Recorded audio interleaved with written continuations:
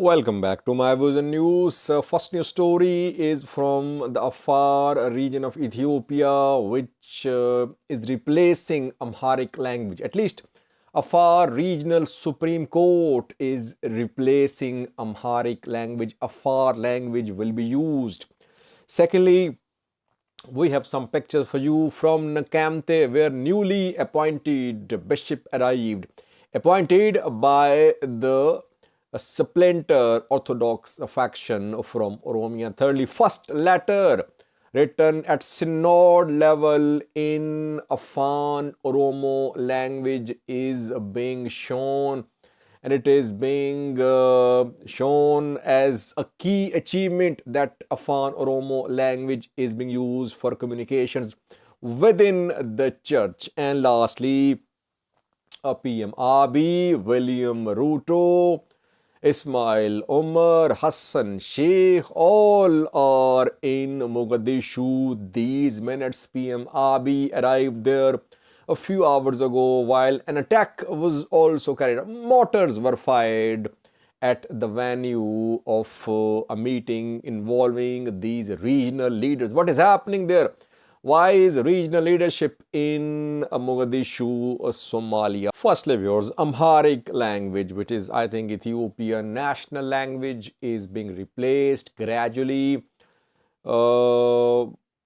Breakaway archbishops, they have announced to replace Amharic language, Geese language. They are using Afaan Oromo language for church services, for all communication within the church in Oromia. And now we are hearing from the Afar region of Ethiopia, where Amharic language is being replaced by Afar language.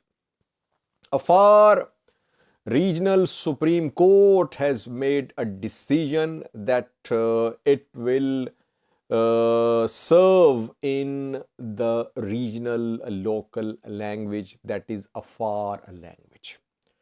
So this is going to start now, though it's not a new decision because judges have been trained. So it has been happening for some time. Preparations have been underway. Now official announcement has been made. Regional Supreme Court has passed instructions to lower courts as well that they should serve in Afar language. So Amharic language is being discarded within Afar judiciary, you can say. Very important development, viewers, because it seems that regions are asserting themselves. Afar Regional Supreme Court, Afar authorities, they say that the decision is in accordance with Ethiopian constitution, which allows regions to use their local regional languages. But if all regions discard Amharic language, then what would be federal national language of Ethiopia? Because there must be some language for communication between regions and federation. So if all regions communicate only in their local languages, what is going to be the future of Amharic language? Well, it's up to Ethiopians to decide. Amharic language is associated with rule of Amharas, which happened in the past. Right now as well, some Amhara elite is part of power corridors. That is why regions are discarding Amharic language. So what is needed is a new agreement between the federation and regions for a new national language or more than one national languages. I think language of some minority group with a few thousand or a few 100,000 followers should be national language of Ethiopia.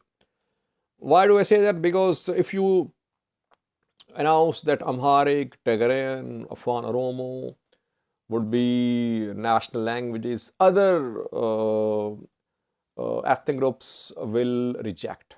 If Afaan Oromo is made national language, obviously Amharas, Tigrayans, they would reject it, like they are rejecting Amharic language. So what is needed is a new agreement.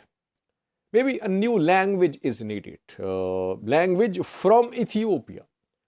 Ethiopia has lots of languages. It's up to Ethiopians, just a suggestion that. But this issue should be resolved. This is one of the issues between ethnic groups, between regions, unresolved. They associate Amharic language with Amhara rule of the past. Secondly, viewers, new appointments are being made by splinter faction of Ethiopian Orthodox Church in Oromia. We are seeing massive welcome gatherings for these new appointees. 2 days ago, Abune Gabriel was appointed as West Valaga Archbishop by this new splinter faction. He arrived there. He was warmly welcomed, and today in East Valaga, a bishop was appointed. He arrived in Nekemte. A large crowd was seen to welcome this new bishop. Abune Barsoma is the name of this bishop. You can see the crowd which welcomed Abune Barsoma in Nekemte. So, as I said in previous videos, that Valaga is being used as the power base, headquarter of this new synod, new splinter faction of the Orthodox Church. We're seeing massive gatherings in West Valaga, East Valaga, where these new bishops are being appointed by the 3 archbishops. Meanwhile, a first letter has been written at synod level in Oromia in Afar, in Afaan Oromo language. It is being shown as an achievement that at last people in Oromia are able to communicate in their own language, because the church's official language was Amharic.